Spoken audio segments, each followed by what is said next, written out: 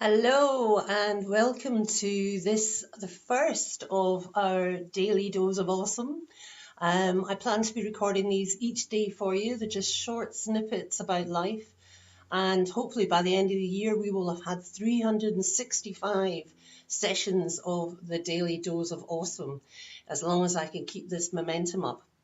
Today, folks, we're going to talk about failure and learning to accept failure as your friend.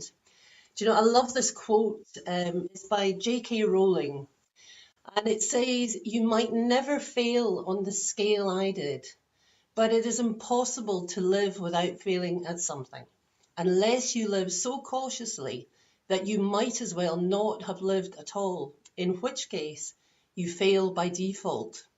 Do you know, she was quite an incredible lady. She was rejected by 12 publishers, but she absolutely refused to let these failures stop her in her tracks. And today she's one of the best known and wealthiest authors in the world. The other similar story is of the Beatles. They were rejected by umpteen record labels over and over again before they were finally signed with EMI. And one of these people famously said, "Guitar groups are on the way out and the Beatles have no place in show business." I'll bet you he was crying into his morning coffee after they became the biggest band in history. So why then is it that we let failure put us down rather than using it to propel us forward in the direction of our dreams? Well, I think the reality is that everybody fails in life. At one point or another, you are going to suffer failure, or in my case, some monumental, catastrophic failures. Do you know, today I would never take any of my failures back. I would never want to rewind the clock and undo any of them, even if I could. It's only through each and every one of these failures that I'm here talking to you today. So then, why is it failure is such a big deal? Well, I think one of the main problems is that people associate failure with defeat, and none of us want to be defeated.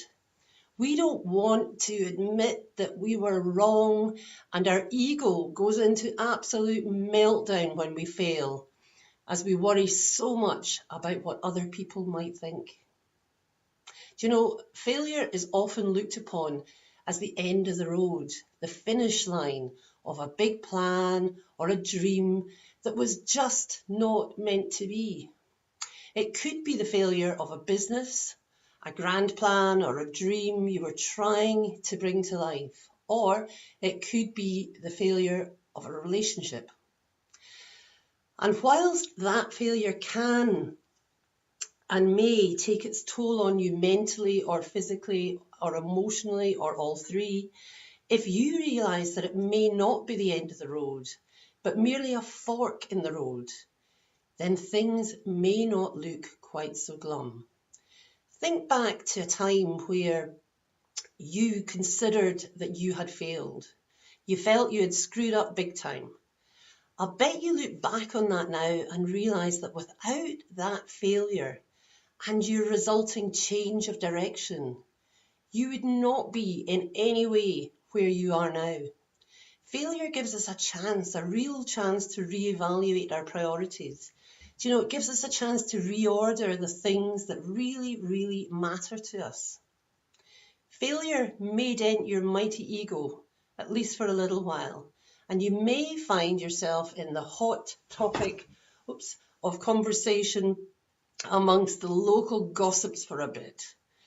But what they perceive as failure is really you getting a second chance to put your life in order with your priorities and values finally in the correct place.